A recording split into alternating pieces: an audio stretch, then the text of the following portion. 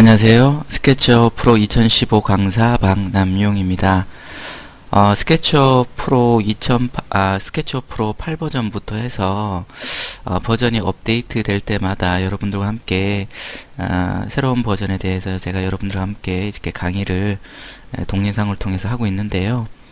이번에 이제 소개해드릴 프로그램은 바로 이제 새롭게 출시된 스케치업 프로 2015 버전입니다.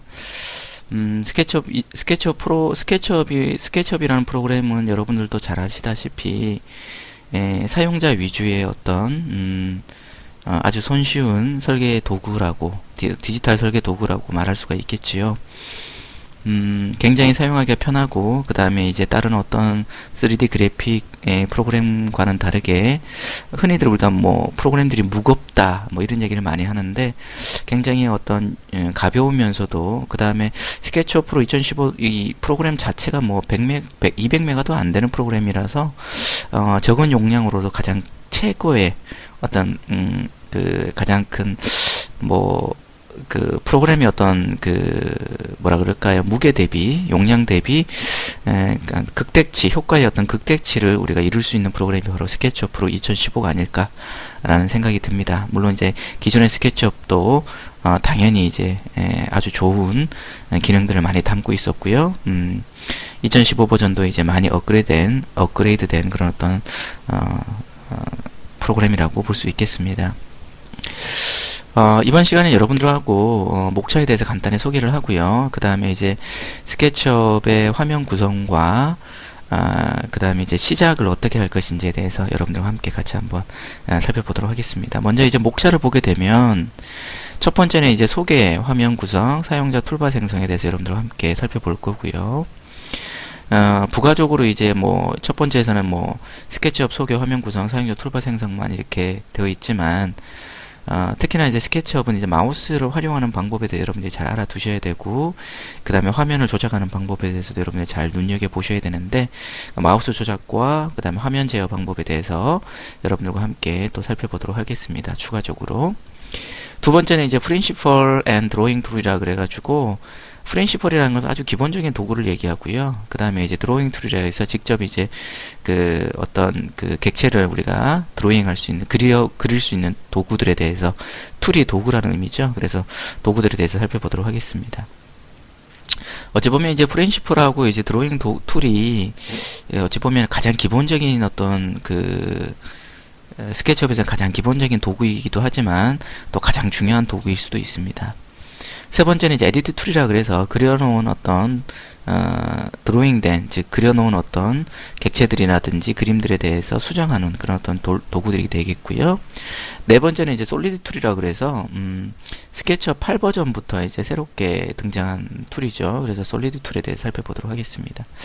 솔리드 툴이라는 것은 이제 기존의 스케치업은 서브트랙트 유니언 인터섹, 즉 이제 차집합, 합집합, 교집합이라는 우리가 이제 연산 기법 3차원 어떤 입체 객체들끼리의 어떤 연산 작용에 의한 어떤 편집이 불가능했었어요. 옛날 스케치업들은. 근데 이제 스케치업 프로 8.0부터는 이제 연산 작용, 우리가 이제 불린이라고 얘기하는데, 연산 작업을 가능케 하는 툴이 바로 이제 솔리드 툴입니다. 그래서 이제 차집합, 교집합, 합집합 뿐만 아니라 여러 가지 다양한 어떤 집합의 어떤,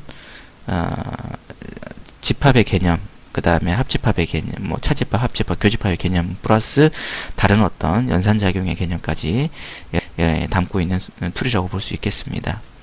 세 번째는 이제 컨스트럭션 툴이라고 그러는데요. 컨스트럭션 툴이라는 것은 건설 도구라고 보통 얘기하고, 이제 줄자 도구라든지 가이드라인 설치, 이런 등의 어떤 그다음에 각도를 이용한 경사, 기준선 작성 등에 대한 부분들이 있고요.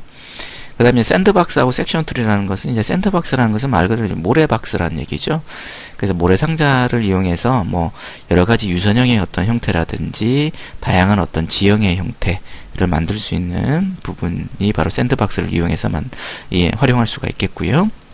그 다음에 섹션 툴이라는 것은 이제 만들어진 객체에 대한 단면 요소를 우리가 추출해낼 때, 아니면 단면 요소를 우리가 확인해 볼 때 쓰는 게 바로 섹션 툴입니다. 일곱 번째 이제 모델이 그 다음에 엔티티 인포라는 것은 만들어진 객체의 어떤 여러 가지 정보들이 있어요. 요즘에는 이제 그 객체들의 정보들을 우리가 수정해서 편집하는 기능들이 많이 이제 등장하게 되는데, 동일하게 이제 스케치업에서도 모델이라든지 엔티티, 요소 정보라고 얘기할 수 있는데, 이런 어떤 모델과 요소 정보들을 이용해 가지고 만들어진 객체들을 수정 변경할 수 있는 그런 어떤 기능들이 되겠습니다. 여덟 번째로 이제 섀도우 앤 포그 툴이라는 것은 이제 그 일형이죠. 그림자와 안개를 이제 직간접적으로 생성시켜서 이를 통해서 이제 우리가 어찌 보면 이제 분석 툴로 사용할 수 있는 그런 부분이 되겠습니다. 특히나 이제 그 섀도우 같은 경우는 이제 그 아파트 단지에서 아파트 동끼리 어떤 그림자로 인해서 이제 피해보는 것들이 많잖아요. 이런 섀도우 툴을 이용해가지고, 뭐, 몇 년, 몇 월, 몇 시, 뭐, 며칠, 몇 시까지 이렇게 지정할 수가 있는데, 그래서 이제 하루 종일 어떤 그림자의 어떤 분포라든지 방향들을 분석해 볼 수 있다라는 걸 알 수 있겠고요. 아홉 번째는 이제 그룹과 컴포넌트라는 게 있는데, 그룹하고 컴포넌트는 이제 스케치업에서 참 재밌는 기능이에요. 그룹이라는 것은 말 그대로 이제 묶어준다는 기능밖에 없고요. 컴포넌트라는 것은 그룹처럼 묶어줄 수도 있지만, 묶어주는 것뿐만 아니라, 이렇게 하나로 이제 묶어주는 것뿐만 아니라, 성격까지도 같이 일치시켜가지고, 하나가 바뀌면 다른 하나도 같이 동일하게 바뀌게끔 해주는 게 바로 컴포넌트 툴이라고 볼 수 있습니다. 열 번째는 이제 레이어하고 아우트라이너라고 볼 수 있는데요. 제가 이제 그 8번 그 챕터부터는 이제 계속 두 가지로 가고 있죠. 뭐 이런 식으로 가고 있는데, 어찌 보면 이제 비교 대상이 될 수 있는 것들을 제가 이렇게 묶어 놓은 겁니다. 레이어하고 아우트라인도 또 비슷한 요소이긴 한데, 레이어라는 것은 어찌 보면 이제 그 작성되는 어떤 요소들의 어떤 층을 얘기하는 거고요. 층의 구분을 얘기하는 거고, 아우트라이너라는 것은 그 작성된 요소들에 대한 어떤 층의 구분이 아니라, 앞에 아홉 번째 챕터에서 말씀드렸던 그룹과 컴포넌트로 묶여진 객체들에 대한 어떤 제어 조정이 되겠죠. 그래서 제어하는 툴이 되겠습니다. 11번째 이제 카메라와 애니메이션 툴은 말 그대로 이제 스케치업에서는 기본적으로 어드밴스 카메라라는 게 있는데, 일단 뭐 기본적인 카메라에 대해서는 제가 11챕터에서 얘기할 텐데요. 카메라 기능하고 애니메이션 툴을 이용해 가지고 뭐 움직이는 어떤 카메라 시점에 의해서 움직여지는 어떤 그 애니메이션을 한번 살펴보려고 하고요.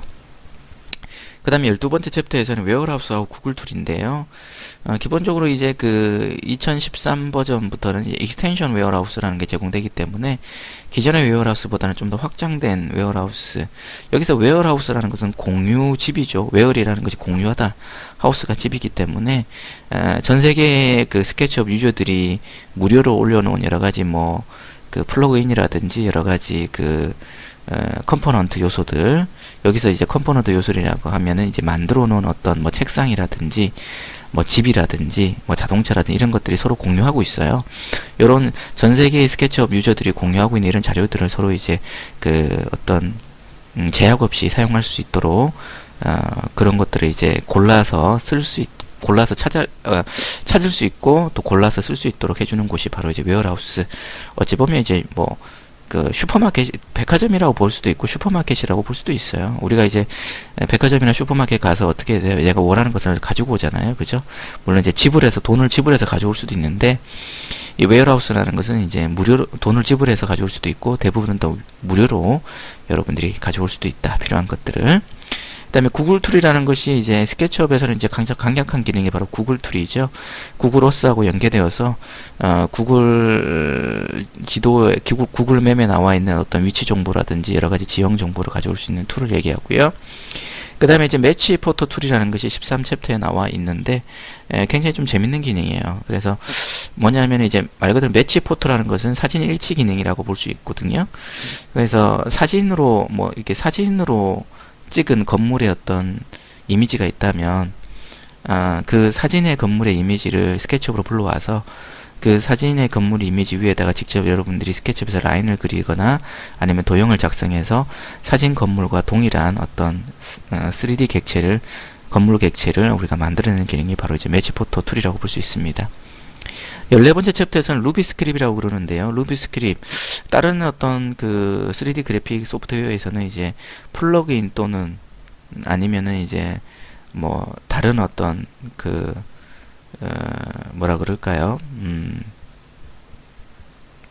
플러그인이 가장 적당한 얘기 같네요. 그래서 말 그대로 이제 기존에 있던 프로그램의 기능 외에 추가로 이제 여러 가지 그 뭐 확장된 기능들을 이렇게 따로 설치해 가지고 스케치업에서 사용할 수 있게 해주는 그런 기능이라고 볼 수 있겠습니다. 어찌 보면은 이제 쉽게 설명하면 자동차의 기본 옵션에다가 추가 옵션을 단다라고 생각하시면 좋을 것 같고요. 그 다음에 15챕터에서는 임포트 익스포트 기능이라고 그래서 스케치업에서 만들어 놓은 파일을 다른 3D 그래픽이라든지 다른 2D 그래픽에 사용할 수 있도록 내보내게 하는 임포트 기능과 익스포트 기능과 그 다음에 이제 다른 3D 그래픽이라든지 다른 어떤 이미지들을 불러올 수 있는 임포트 기능, 즉 불러오기 기능을 15챕터에 살펴보도록 하겠습니다. 그 다음에 16번째로는 이제 스케치업과 이제 그 루미온의 만남이라고 되어 있죠. 보통 요즘에 이제 루미온이라는 프로그램을 굉장히 많이 쓰는데요. 실시간 렌더링 프로그램입니다. 그래서 요즘에 가장 각광받고 있는 프로그램이긴 한데 스케치업이 이제 2015 버전으로 업그레이드 되면서 예전과는 예전에는 이제 스케치업 파일을 콜라다 파일이라는 것으로 변환시켜서 우리가 그 루미온으로 이렇게 넘기고 이랬었는데 연동시키고자 했었는데 지금 이제 스케치업 버전이 업그레이드 되면서 루미온과 이제 다이렉트로 이제 서로 연계되도록 하고 있어요. 그래서 스케치업 어찌 보면 프로 2015와 루미온의 만남이 되겠지요. 정확한 명칭은 이런 어떤 챕터로 해서 여러분들과 함께 스케치업 프로 2015의 강좌를 진행해 보도록 하겠습니다.